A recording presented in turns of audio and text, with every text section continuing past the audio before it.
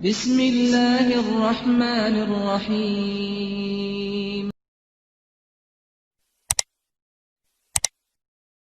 Tentang masalah ini ada Allah sebutkan di dalam surah Al-Maidah. Kita melihat dalam surah Al-Maidah, Allah menyebutkan tentang orang-orang yang dia memerangi Allah dan Rasulnya di ayat 32, di ayat 33. Jadi Allah menyebutkan min ajli dzalika katabna li bani Israila annahu man qatala nafsan bighairi nafsin aw fasadin fil ardi fakannama qatala an-nasa jami'a wa man ahyaha fakannama ahya an-nasa jami'a. Karena itu kami tetapkan atas Bani Israel bahwa orang yang membunuh jiwa, artinya membunuh jiwa dengan sengaja, bukan karena orang itu membunuh jiwa yang lain, bukan karena qisas, atau bukan orang itu membuat kerusakan di muka bumi. Maka seolah-olah orang yang membunuh seorang muslim dengan sengaja itu seolah dia membunuh manusia semuanya. Barang siapa yang menghidupkannya seolah dia menghidupkan seluruh manusia. Dari ayat ini diambil istinbat, yaitu orang yang dia membunuh jiwa dengan jalan orang itu dengan sebab dia membunuh jiwa yang lain, artinya dia membunuh orang lain, qisas, ya boleh dibunuh. Atau dia membuat kerusakan, fasad, dia memberontak pada penguasa, maka boleh dibunuh. Sama seperti lanjutan ayatnya di surah Al-Maidah juga ayat 33. Innama jazaa'ul ladzina yuharibunallaha wa rasulahu wa yas'auna fil ardi fasada ayu qattalu ayu sallabu au tuqata aydihim wa arjulu min khilafin aw yunfam fil ard dzalika lahum khizyun fid dunya wa lahum fil akhirati adzabun adzim. Sesungguhnya balasan orang-orang yang memerangi Allah dan Rasulnya, artinya dia memberontak pada penguasa dan dia berusaha untuk membuat kerusakan di muka bumi, membuat kekacauan, maka hukumannya orang itu dibunuh atau disalib atau dipotong tangannya dan kakinya. Dengan berbeda, kalau tangan kanan yang dipotong, tangannya, kakinya yang kiri. Kalau tangan yang kiri, kaki yang kanan.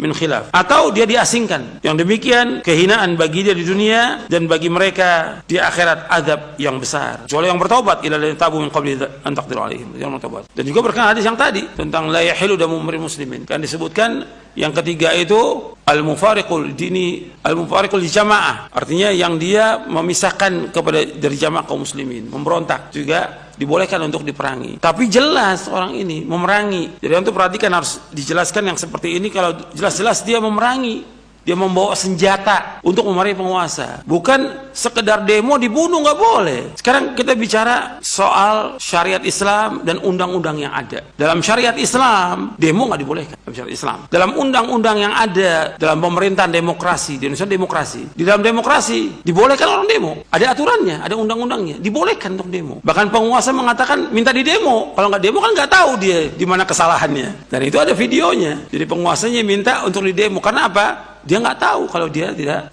demo di mana kesalahannya. Undang-undang ada, mereka undang-undang ada, nggak boleh dibunuh, karena dibolehkan untuk undang-undang untuk demo. Kalau syariat Islam nggak boleh demo, lain nggak boleh dalam Islam. Ini syariat Islam kita bicara. Sekarang ini undang-undang nggak boleh kan?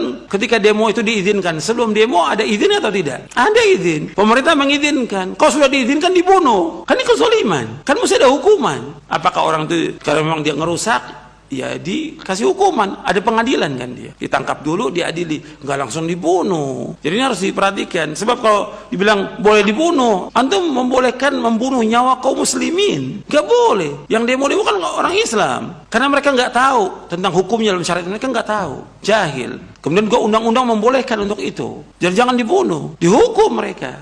Kalau memang mereka salah, melanggar ketentuan dari undang-undang itu, dihukum, nggak langsung dibunuh. Kalau sekarang kan enggak, main bunuh aja, nggak boleh Islam. Ini nyawa kaum muslimin, kan seperti membunuh semua orang. Antum ketika bunuh orang, ini kerusakannya besar. Pertama, antum membuat keluarganya jadi apa? Anak-anak jadi apa? Yatim. Istrinya jadi janda. Orang tua kehilangan anaknya. Saudara kehilangan saudaranya. Berapa orang tuh dikorbankan dengan sebab itu? Yang tadinya umpamanya dia punya usaha, punya yang bisa membiayai anaknya, istrinya, orang tuanya, hilang tuh dengan terbunuhnya dia. Apa nggak zalim itu? Ya harus pikirkan seperti itu. Banyak lagi yang lainnya. Supaya juga orang berhati-hati, jangan gampang-gampang menumpahkan darah kaum muslimin. Hatta dia sebagai petugas, nggak boleh. Karena ada aturannya. Ini nyawa kaum muslimin yang harus dia perhatikan masalah ini. Dan juga kepada yang lain juga hati-hati. Demo dalam syariat Islam nggak dibenarkan. Dan itu ada penjelasannya para ulama tentang masalah itu. Nggak akan membawa juga kepada kemaslahatan. Semua demo membawa kepada kerusakan. Jadi itu harus diperhatikan. Nggak ada manfaatnya membuang waktu dengan sia-sia. Kalau seandainya mau menasihati penguasa, datangi sesuai dengan syariat, bukan dengan demo. Datangi penguasa seperti yang diperintahkan dalam Al-Quran, diperintahkan dalam hadits Nabi SAW. Kan orang yang paling jahat di muka bumi, yang mengaku sebagai Tuhan, lu banyak membunuh manusia. Siapa? Firaun. Allah menyuruh Nabi Musa, Nabi Harun mendatangi Firaun, menasihati Firaun. Ini paling zalim itu. Mengatakan dia sebagai Tuhan. Ana rabbukumul a'la. Allah mengatakan kepada Nabi Musa dan Nabi Harun, "Idhhaba ila fir'auna innahu tagha, faqula lahu qawlan layyinan la'allahu yatadhakkaru aw yakhsha." Adalah kamu pergi datangi Firaun itu. Kemudian katakan perkataan yang lemah lembut agar dia ingat atau dia takut kepada Allah. Jadi disuruh mendatangi, mengingatkan, bukan dengan kasar, bukan dengan caci maki kepada penguasa, nggak boleh. Mencaci maki penguasa nggak boleh depan umum atau menjelek-jelekan dia nggak boleh dalam Islam. Ini Firaun tagut. Tetap Nabi Musa dan Nabi Harun disuruh datangi Firaun, kemudian menasihati dengan cara yang baik. Disuruh untuk mengucapkan kalimat la ilaha illallah, kemudian dinasihati dengan baik untuk takut kepada Allah. Jadi seperti itu Islam. Saya pikir cukup sampai di sini kajian kita, mudah-mudahan bermanfaat. Kurang lebihnya saya mohon maaf. Wassalamualaikum Muhammadin sallallahu alaihi wasallam. Subhanakallahumma bihamdik asyhadu an la ilaha illa anta astaghfiruka wa atubu ilaik. Assalamualaikum warahmatullahi wabarakatuh.